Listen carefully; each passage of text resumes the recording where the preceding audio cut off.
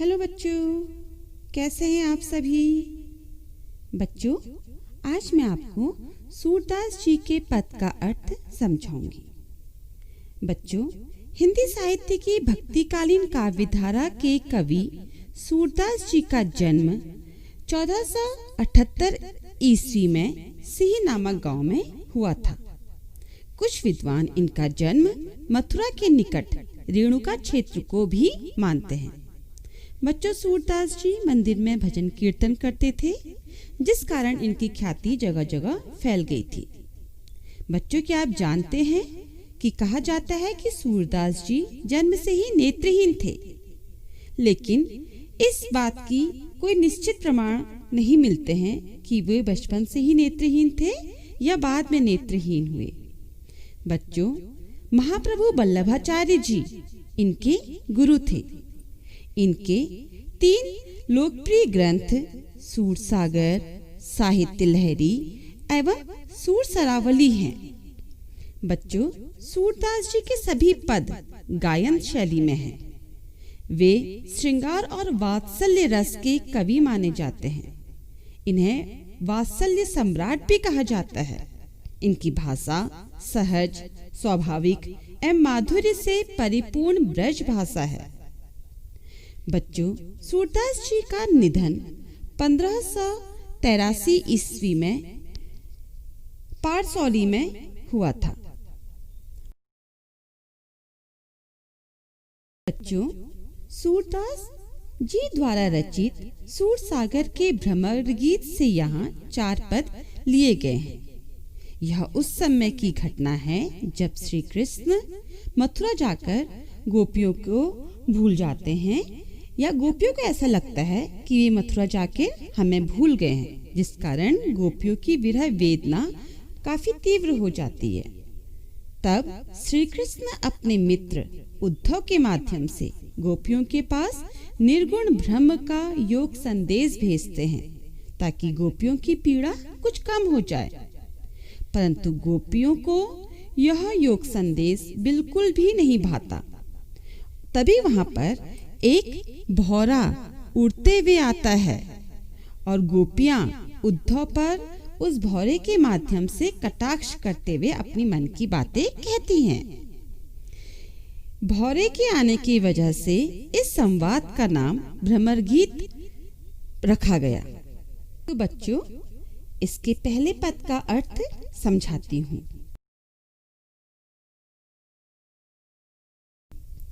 उद्धव तुम हो अति बड़भागी। उद्धव मतलब उद्धव, कृष्ण के मित्र। बड़भागी, बड़भागी का मतलब है भाग्यवान। गोपियां उद्धव पर व्यंग करते हुए कहती हैं कि हे उद्धव, तुम तो बहुत ही ज्यादा भाग्यवान हो। अपरस रहत स्नेह लगाते। अपरस अछूता, स्नेह प्रेम। वो कहती हैं कि तुम कृष्ण के पास रहते हुए भी उनके प्रेम से दूर हो, अछूते हो। तुम पर उनके प्रेम का कोई भी असर नहीं हुआ, ना ही मन अनुरागी, और तुमने उन्हें तुम्हारे मन में उनके प्रति कोई प्रेम भाव ही नहीं जागा। वे उद्धव से कहती हैं कि तुम तो पुरइनी पात रहत जल भीतर। पुरइनी कमल का पत्ता, कि हे उद्धव, तुम तो कमल के पत्ते के समान हो। रहत जल भीतर, जो जल के भीतर रहता है। तारस देह न दागी, फिर भी उसके शरीर में पानी का दाग धब्बा नहीं लगता। मतलब बच्चों, कविता इस पद में गोपियां उद्धव से कहती हैं कि तुम तो कमल के पत्ते के समान हो, जो पानी के अंदर रहता है, फिर भी उस पर पानी का दाग धब्बा नहीं लगता। जो जल माह तेल की गगरी, जिस प्रकार तेल लगी हुई गगरी को जल में डालो तो वह अपने ऊपर बूंद न ताको लागी। अपने ऊपर पानी की बूंदों का, जल का प्रभाव नहीं आने देता। मतलब बच्चों, आप घर में देखिएगा कि आप अगर किसी बर्तन में पानी रखते हैं तो 2-3 दिन अगर पानी उस बर्तन में रह जाए तो उस पानी का जो दाग है उस बर्तन में रह जाता है। पर कमल के पत्ते में कभी भी पानी का दाग नहीं रहता। और यदि आप तेल के उसमें पानी डालेंगे तो पानी और तेल अलग अलग रहेगा, वो आपस में समाहित नहीं होगा। तो यहाँ पर गोपियाँ उद्धव से कह रही हैं कि तुम तो कितने बड़े भाग्यवान हो कि तुम कमल के पत्ते के समान और तेल की गगरी के समान है, जिस पर कि उसकी संगति का असर जिस पर आता है उसका कोई भी प्रभाव नहीं पड़ता। प्रीति नदी में पाँव न बारियो, तुमने प्रेम की नदी में पैर रखा ही नहीं है। दृष्टि न रूप परागी, और तुमने कृष्ण को उस दृष्टि से देखा ही नहीं है।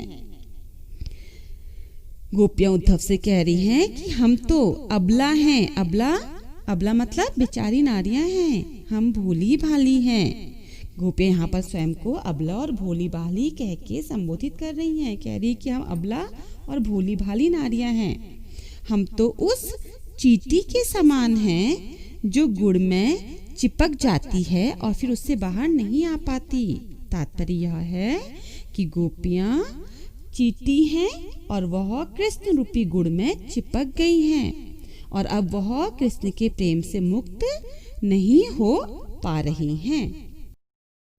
बच्चों, यहाँ पर गोपियां कह रही हैं कि मन की मन ही मांझ रही। मांझ मतलब अंदर ही अंदर रह गई, कि हमारी मन की बात मन में ही रह गई है। कहीं ये जाए कौन पे उद्धव, कि हे उद्धव, अब हम अपनी मन की बात कहने के लिए किसके पास जाए। नहीं परत कही हम इस बात को किसी और के सम्मुख कह भी नहीं पाएंगे। अवधि आधार आस आवन की, अभी तक हमें कृष्ण के पास आने की आस थी, एक उम्मीद थी कि कृष्ण हमसे मिलने जरूर आएंगे। तन मन व्यथा सही, तो हम अपने व्यथा मतलब कष्ट, हम तन मन से इस कष्ट को सहन कर रहे थे। अब इन जोग संदेशी सुनी, लेकिन अब जब कृष्ण ने तुम्हारे द्वारा ये जोग के संदेश को भेजा है और तुम हमें जोग का संदेश सुना रहे हो, तो इन जोग के संदेश को सुन के विरहिनी विरह दही, विरहिनी विरह रूपी ज्वाला अब हमारे शरीर में तीव्र हो गई है। जो जिस विरह वेदना से हम व्याकुल थे, वो विरह ज्वाला अब और ज्यादा तीव्र हो गई है। चाहती हुतो गुहारी जितहिते, एक उम्मीद होती है बच्चों कि हम जहाँ किसी को अगर अपनी रक्षा के लिए, अपनी सहायता के लिए बुलाएंगे तो वो लौट आएंगे। वैसे ही गोपियों को एक उम्मीद थी कि श्री कृष्ण को जब भी वह परेशानी के समय बुलाएंगी तो कृष्ण उनकी रक्षा करने जरूर आएंगे। तो गोपियाँ कह रही है कि चाहती हूँ तो गुहारी जितही थे, कि अब हम तो जिस भी तरह को आवाज लगा रहे हैं, किसके लिए आवाज लगा रहे हैं? कृष्ण से अपनी रक्षा चाहने के लिए आवाज लगा रहे हैं।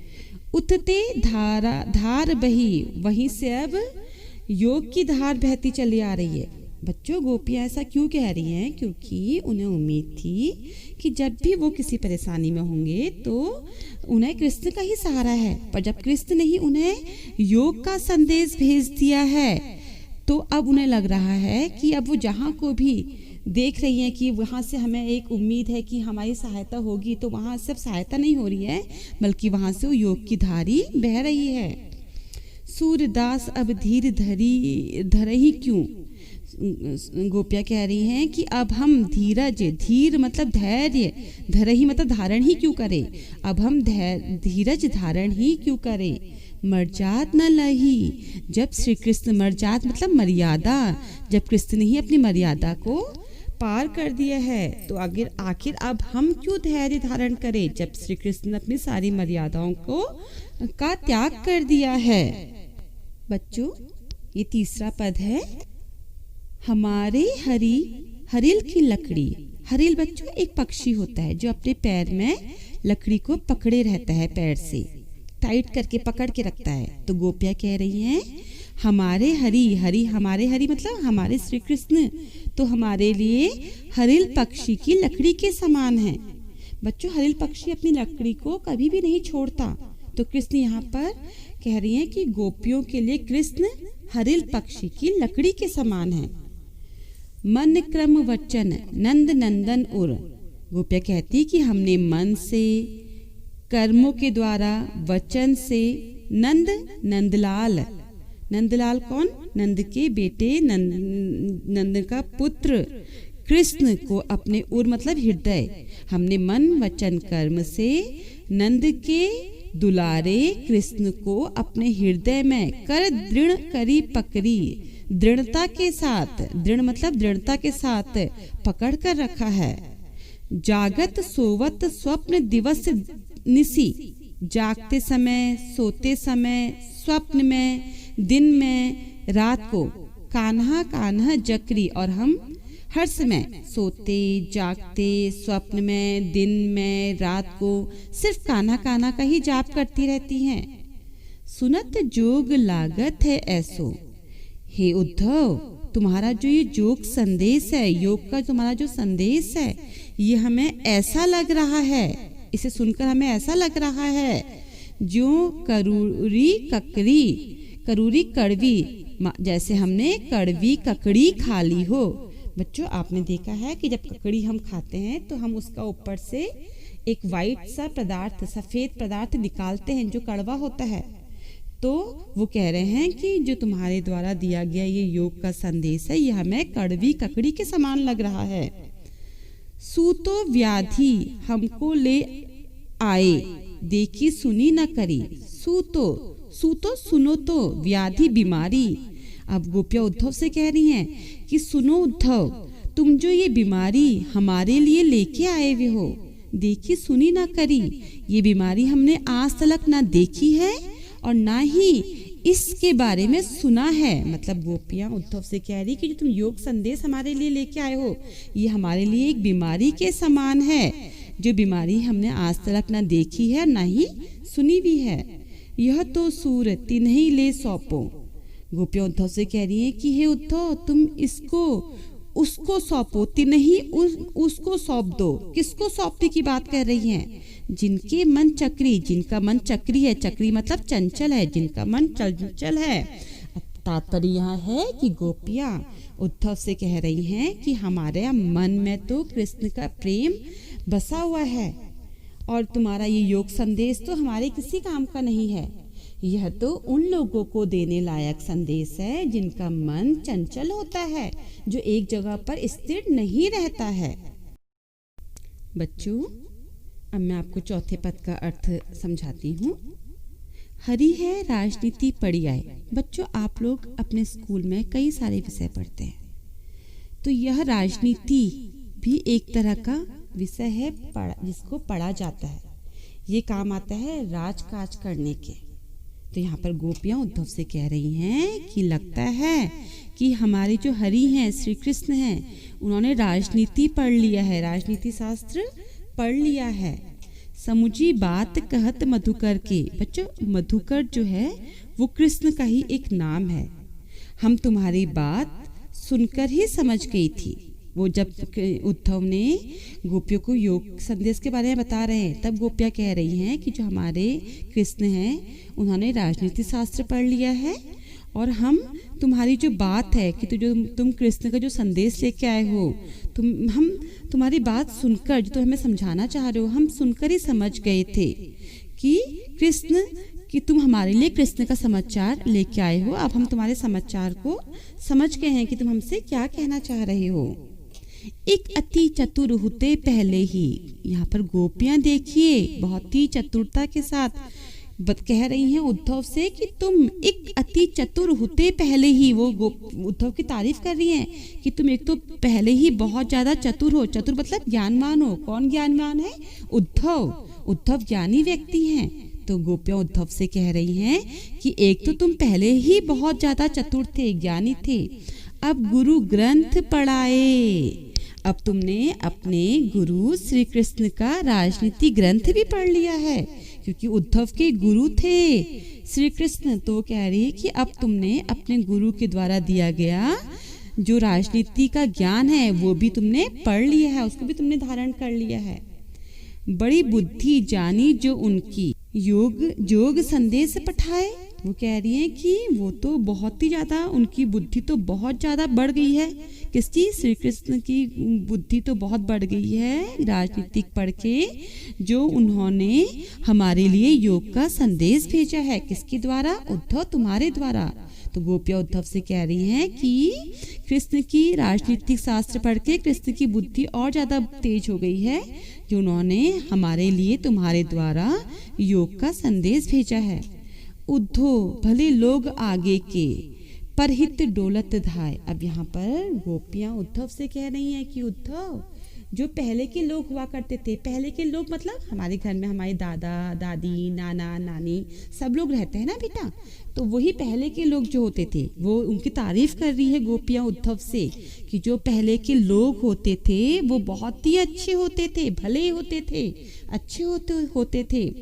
परहित डोलत धाय, जो दूसरों के परहित, दूसरों के हितों के लिए फिरते रहते थे, घूमते रहते थे। मतलब उनके द्वारा अगर किसी का हित हो जाए तो वो उसके लिए सारे प्रयास करते रहते थे, दूसरों की भलाई के लिए हमेशा प्रयत्नशील रहते थे।